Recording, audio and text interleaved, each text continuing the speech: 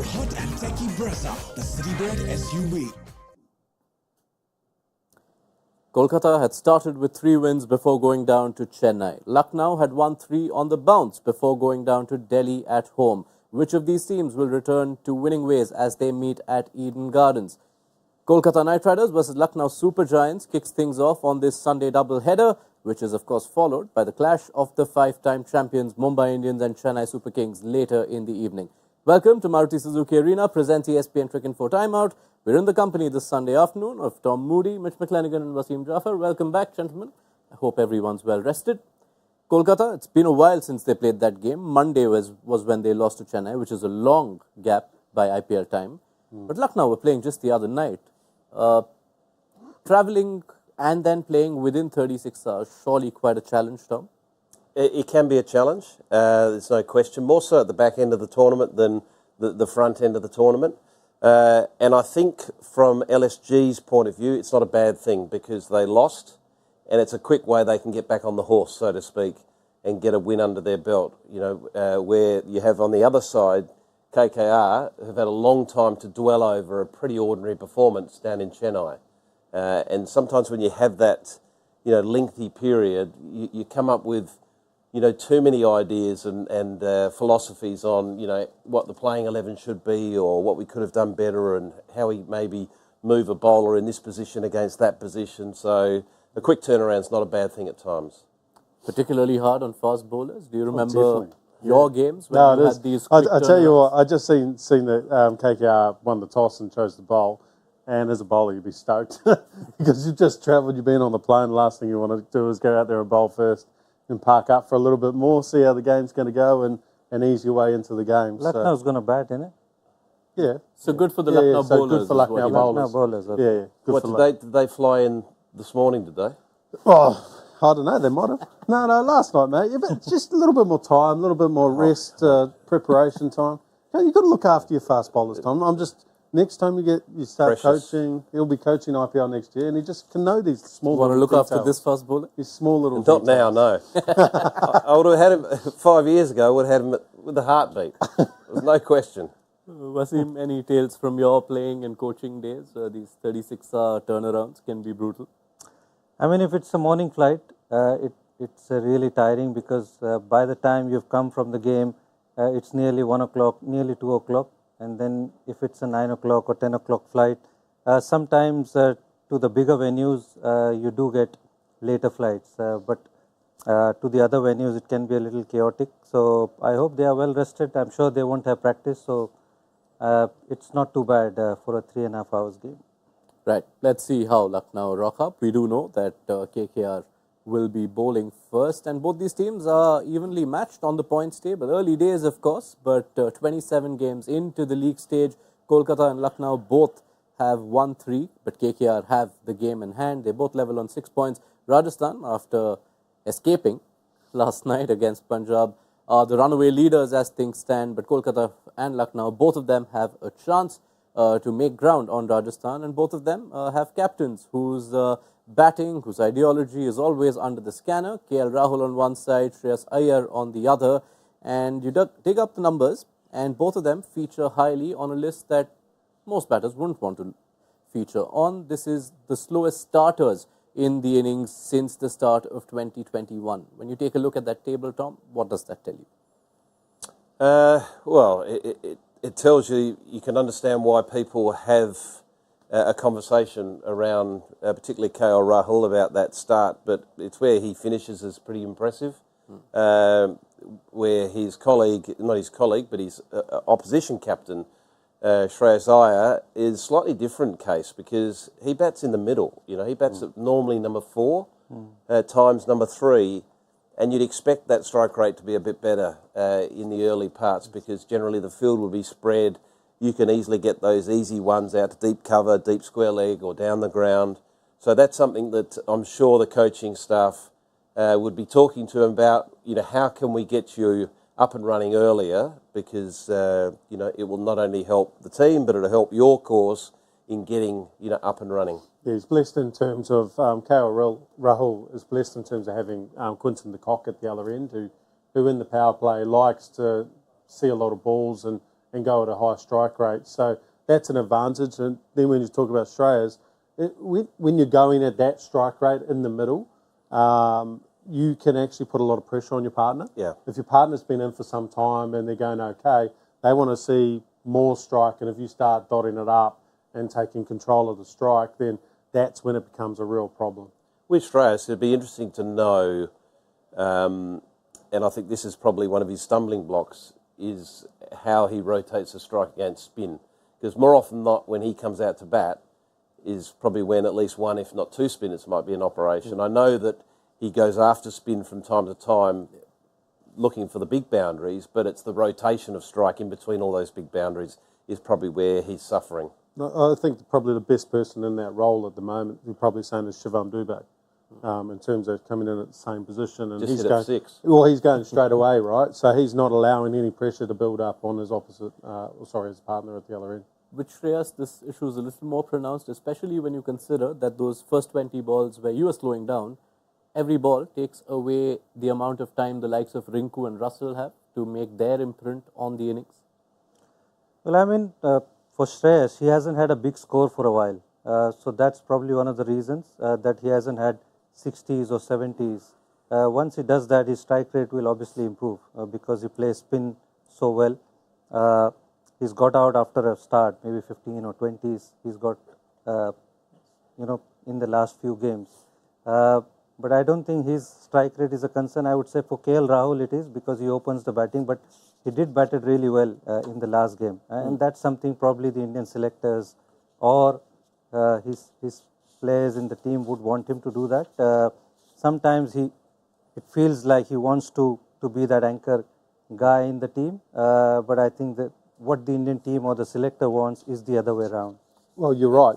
I mean, you look at this Kolkata side and they don't require him to get a score. They require him to keep the momentum going. And then if he gets out early, oh, well, Rinku Singh comes in. Oh, well, Andre Russell comes in. And the momentum of the innings continues. With KL, we saw the other kind of start just the other evening where his first 11 balls, I think, got 29 runs.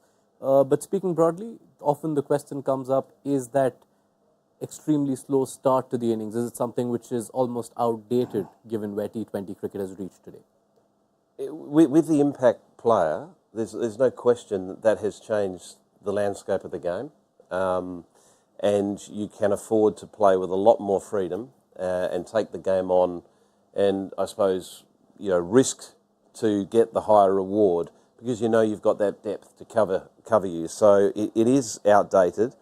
But I also, and I've said this before on our show, I also think KL Rahul gets unfairly criticised because there's a lot of people in this IPL, high-profile people in this IPL, that would welcome to have his stats, striking at mid-130s with a very high average. And, I don't see a lot wrong with that. That's his history in the IPL. What he needs to do is maybe just take a slight shift, and a bit like what we've seen with Rohit Sharma, take a slight shift with his approach and think, well, okay, that's how the game was probably best suited for me to play yesteryear, but looking forward, I can afford to take risks, and we know what he's capable of doing. Like the other day, he hit that shot over cover for 6. That's vintage KL Rahul. He's got the shot. It's a proper cricketing shot, but he's just lifted it over the infield because he's such a good ball striker, 6 runs. That's a really good point. And I think what we've seen from, let's use Virat for an example.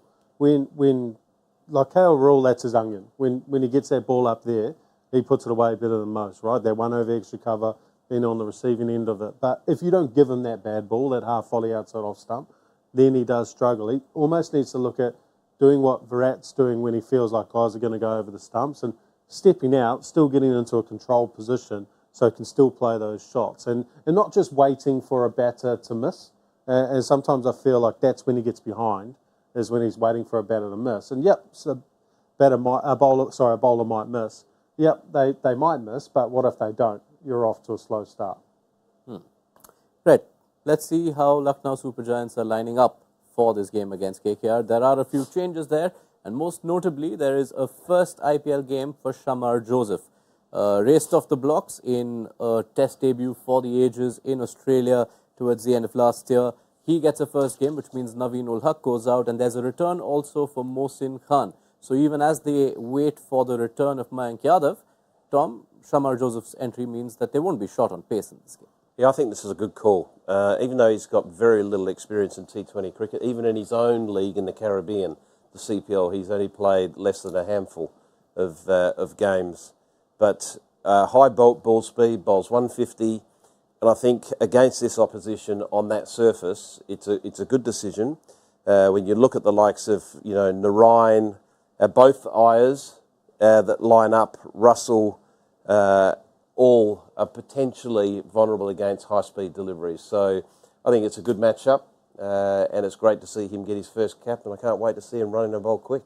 And especially with Mayank Yadav not fit, I think it's a good thing they've had another guy. Otherwise, Naveen Haq had been there and Mayank would have been there, then Shama might have not made a debut, but I think it's a good call to have that kind of a bowler in that 11. Mitch, always exciting for an overseas young fast bowler to get a game when not many around the world know him. Yeah, very exciting. He's got skill as well. He swings the ball. Like Tom alluded to, he's got airspeed, which is a great matchup against this side in particular. So it'll be interesting to see how he goes. I hope he goes well. He's an exciting young player, and that's what you want to see in the IPL. It's for me, it's who they're going to bring in as their super sub as well. Are they going to bolster? It's going to be M. Siddharth, isn't it? Which is a significant risk when you're looking at your bowling. If you're looking at bowling to Sunil Narayan in the power play, that could be a risk. So maybe they go with the Shah Khan. They do have the option of Arshad. Yeah. I don't mind Siddharth as an option to Narayan because he's got that great arm ball. So and he's very clever with his links and lines. So he's not only looking to turn the ball into the left-hander, which will be a potential problem because Narayan will welcome to hit with the spin, but he's also got that lovely arm ball that will swing away from Narayan. So it may be that that particular ball that he goes searching to the leg side to try to hit him for 6, and it goes straight up and caught cover. So there it is. That's not going to be my outrageous prediction. Well, it'd be nice for you to go away from your 12-ball pick. Oh, here we go. We'll wait for that. There is time. There is time for that to begin. But the other notable thing from the Lucknow squad is no room for Devdutt Padikkal after what had been a difficult first 5 games for him. I mean, we saw that, he struggled in the first 5 games. He hasn't got into a double digit. So, understandably so, he would be low on confidence. And it's about time you make a change. Obviously, we thought Deepak Hooda could be that guy, and he's playing today. Prerak Mankad is another guy who they played, but he's played at a different number before, at number 5, I think. But Deepak Hooda, I think, is not a bad guy to come into. How do you see the batting lineup shape up now that the fixed number 3 is out? Do roles start changing between Hooda, Stoinis, Puran? Well, it's an interesting one because Badoni batted so well the other day, but do you move him from the position he played so well, which is the back 10 overs, in an incredible sort of innings to give respectability to their total, even though it wasn't a winning total, but or because they did have him at number 3 in the very first game of the tournament. So I'm sort of thinking that they'll go back to what they thought was a good idea very first game and bring Badoni there. But Hooda's capable of batting 3. There's no question there. But it's going to be very interesting to see what the think tank are thinking. Yeah, it's one of those ones where, you're right. Ideally, you wouldn't move him because it just gives like Stoinis and Nicholas Puran just that safety blanket of knowing someone behind them is going to be able to score runs. But I think they did try Badoni even last season at number 3, and he didn't click there. He didn't click. Yeah. And Hooda obviously bats at number 3 and 4 most of the time, so I think it makes sense. Let's see what the KKR think tank are thinking. Let's take you through the KKR playing 11 as they return to home. This is the first of 5 straight games they play at Eden Gardens. And there's a return for Harshit Rana. Missed the last game and couldn't bowl in the game before that. He was out injured, so he returns, which means Harshit, Vaibhav Arora, Mitchell Starc for the fast bowling complement along with Andre Russell. This is Kolkata's bowling first 11, which is why you don't see Rinku Singh. So you imagine he comes up when they come out to chase. But it's peculiar because Rinku is usually one of the better fielders. I'm really surprised. I mean, Venkatesh Iyer could have sat out because he hardly bowls. Ramandeep Singh could be another guy. Even Raghuvanshi. Rinku is a gun fielder. And unless obviously he's having some niggle, I'm surprised that he's on the bench. Yeah, same. Yeah, but I think you're your point is that he may be just carrying something. So this is the bonus of having an impact player. Yeah. We've seen it last year as well, where players, batters that are struggling a little bit can be rested on the fielding side, or if they've got an early flight. All right. Lots of fast bowlers. We will focus on the Lucknow batting. So they are without Devdutt Padikkal, who's been dropped, but before any of the batting positions come into play, there's Quinton de Kock, who's off to a good start this season. But the interesting bit in his numbers is that the 4 times he's come up against left-arm pace this season, he's fallen to left-arm pace in each of those innings. And you've got someone called Mitch Stark who's still waiting to get those wickets, get that wickets tally up and running, Mitch. Yeah, look, Mitchell Stark's a really nice matchup to Quinton de Kock. He gets the ball up there early, gets a bit of shape, and Quinton de Kock's looking for that back of a length ball to either carve over the offside if you give him width or pick up off the hips. So it's a nice matchup for KKR to have with Mitchell Stark, and for some reason as well, Quinton de Kock, if he thinks you're swinging the ball away, sometimes he'll play outside the line, so your 3/4 ball back into the top of the stumps becomes quite effective. So it kind of opens up both edges when he's facing left-handers. So really nice matchup. Just thinking through that KKR pace bowling complement, now that you have both Vaibhav and Harshit Rana, who haven't operated together yet, who are you more likely to go to in the power play, and who are you saving for the end? Oh, that's a good question. I would have thought you'd think to start with Harshit, wouldn't you? I'd probably go with the Vaibhav because he swings the ball. Swinging the ball, nicely, yeah. Okay. He takes the ball away from Quinton de Kock left-handers, and he'll bring it into the right-handers. Yeah, and they'll probably go with spin as well. They'll use spin to start in the power play at some stage. I mean, they'll probably start with Stark. Yes, Stark start. I'm not talking about the Vaibhav. first couple of overs. I'm sort of as the Probably 5th or 6th over. yeah. Possibly, Yeah, he's molded nicely with the new ball, hasn't he? And then Harshit Rana's being more of their banker at the back end of the power play, middle overs, and then the death. I think he's a great inclusion for them today. I thought with the shoulder injury, you never know how long someone's going to be out, and he's made quite a quick recovery. So significant inclusion. Having that high number of fast bowling options also allows them to bank some of Narayan and Varun's overs for Nicholas Puran, which is the matchup we spoke about when we were building up to this game. Yeah, well, that's an important matchup. It's not every day that Nicholas Puran's got to out first ball like he did last game. That's any team's bonus if that comes along. I don't think you need to keep 4 of Narayan, but a couple, would be useful to have just to get, particularly when he first comes to the crease. If you can hit him in that front pad, which Narayan will be targeting, and if they can remove him, it's a major threat gone. In LSG's quest of getting, a significant total. Yeah, and it is one of the subplots worth keeping an eye on in this game. You've got Nicholas Puran on one side, Andre Russell on the other, West Indian power hitters, and they're both off to a flyer this season. Those strike rates are sensational. You think Puran is brilliant, and look where Russell is, of course, as a finisher. Who do you think will have the bigger impact on today's game? I mean, they both could have. Russell, for instance, he can bowl also, but he does come in a lot later compared to Puran. Puran can come anytime after 8, 9, 10 overs because he's a proper batter. I think both of them are crucial for their teams, without a doubt, and Puran is due. And this is a small ground, so he'll fancy his chances. Yeah, look, I think the biggest impact will be from the person who gets them out. That'll be it. They are key wickets. So whoever can get them out early, that's the most important thing. Otherwise, both of them, they are some of the most sublime hitters going around T20 cricket. So it could be exciting if no one can get them early. Between the two of them, who do you think has the bigger load to carry as far as their responsibility for their batting unit is concerned? Nicholas Puran for sure, isn't it? Yeah. Has to be. Yeah, I think he's the one hitter.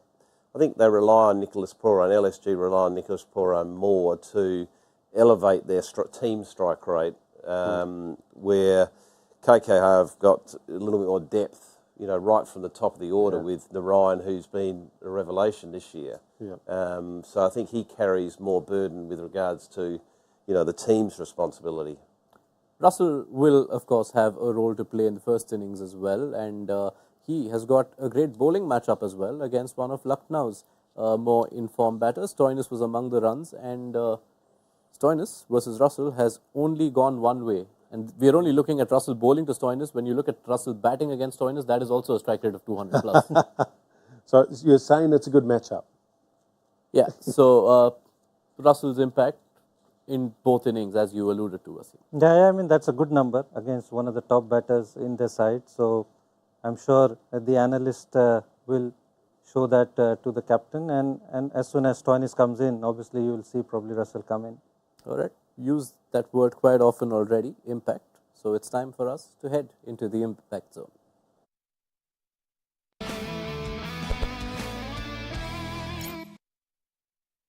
And we begin this segment today with the scorer of the impact zone offering profuse apologies. I believe there were errors on the points table on the season leaderboard when they went up, when you guys last saw it.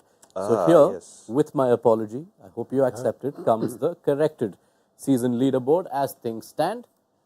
Tom, where you have been all through, that was a bit of an error in the calculation of Deep Dasgupta's points, which had him at number 1. So Tom, with his 13th impact draft win yesterday out of 25 appearances, has consolidated his lead. Mitch, catch-up time is coming. Oh, well, there's only one way, and it's up. All right. Positive. All right. Wasim, any thoughts on this points table as we approach the halfway stage? How you feeling? Well, I think about both of us need to catch up, Tom. I've had Italian my day. RCB it? Have you there. got your book?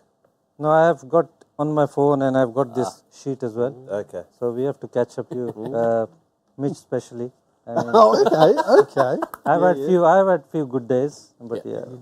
All right. Let's take you through what the drill is. These gentlemen know, but just for your benefit, each of our experts picked 3 players from the game, a batter, a bowler, and a wild card. Their impact points for each player count as per ESPN Cricinfo Smart Stats, and the expert with the highest points tally for each match gets 3 points added to their season kitty. Now, remind me quickly, which of you finished lower yesterday? Was it me? Yeah. So you get the first pick. Wasim.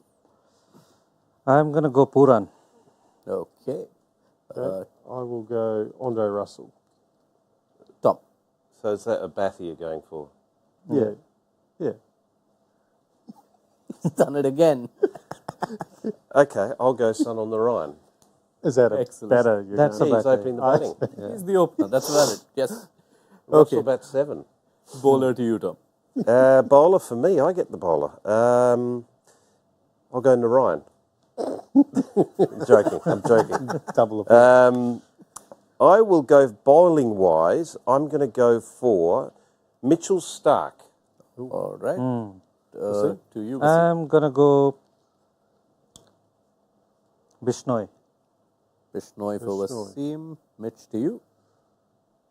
I'm going to go Shamar Joseph. Oh, I like Ooh, nice. it. I nearly went there. The debutant gets Nearly went a there. pick. Wild card to you first. My wild card is going to be Phil Salt. All right. Phil Salt. He's been the quieter of the KKR openers so far. Is this the day he comes good? Tom, wild card? My wild card today is going to be KL Rahul. That's interesting. And Wasim, final thought. I'm going Why to is that go. interesting? I'm going to go QDK. It's interesting that no one had picked him up so far. QDK for Wasim. Okay, just confirming. Tom's got Sunil Narayan, Mitch Stark, and KL Rahul. Wasim goes with Puran, Bishnoi, and Quinton de Kock. And Mitch, you've got Andre Russell, Shamar Joseph, and Phil Salt. Wish you all well. Into predictions territory now. What's the score we're looking at, Wasim, and an outrageous pick for the first innings? Lucknow is batting, isn't it? So I'm going to go 183. 183, and your outrageous pick? Outrageous pick is. Trying to figure which of the players you want to jinx. Yeah. Lucknow is batting, so I'm going to go. Deepu Huda won't make more than 10. Okay, fair enough. Mitch. I am going to go. I'm going to say they're going to get 192. What do you say? 183. Yeah, 192. And I'm going to say that, Quinton de Kock will hit Mitchell Stark for 6 in the power play. Well, Is that not outrageous enough, is it? No. He will hit. He'd pick up that leg stump Yeah. ball for Yeah. 6 first over. Yeah, but he bowls half volleys, doesn't Maybe he? he's 2. If he'd say 2, Okay. that's fair. Two sixes. Hits him for 2 sixes in the power play. okay. Okay. Be I'm enjoying exciting. the specificity Yeah, of your. 100%. Yeah. It's a Well, I'm pity trying to you make it came that outrageous, close right? to Yeah. Hetmeyer with the 30 plus. That was quite a call. Yeah, exactly. It's exciting. It's just- And who's going to get out under 12 balls today, Tom? I'm going to go. It has to be Quinton de Kock, isn't it? You got to pick. But you've got Quinton. I'm going to try to stay off your case today. Who did you pick again today? Andre Russell. Russell, Chamar, Joseph, Phil Salt. Okay, I'm going to say that Nicholas Puran is going to hit 4 or more sixes. We take that. And your score? 202. 202, says Tom. Okay, so a good range. 183 to 202 is the range on the scores. All the best to all of you. Lucknow Super Giants coming out to bat wearing a different jersey. They're wearing the jersey that's also worn by one of the football franchises that this ownership group owns. The red and green. Another addition to the jerseys. What's been your take, Mitch, on the jerseys we've seen so far this season? Yeah, I've liked it. And I'd have to say, Wasim, your favourite one's been the full pink from Rajasthan. Tried to recreate it today. Yeah, they are on the top of the table. Top of the table. Yeah. I like. I've liked the kit this year, to be honest. It's been very good. Not too sure about the red and green. Bit West Indian, isn't it? Yeah, Vintage. yeah. Well, we could see It's Bangladesh as well. It's a bit of both, yeah. bit Yeah, of both. bit of both. Yeah. Geez, it'd be a nightmare carrying around 2 sets of pads. Yeah, it's not easy picking out the jerseys. We Yeah. attempted to do that on the Buzz, which is something you can catch on the ESPN Cricket 4 mobile app, where our crew decided to rank the jerseys that we've seen so far. That did not include this unique red and green of Lucknow Super Giants. So download the app if you haven't already. You'll get a lot around the IPL available for you over there. And be sure to join us once this Lucknow batting innings is done on Maruti Suzuki Arena presents ESPN Cricket 4 Timeout.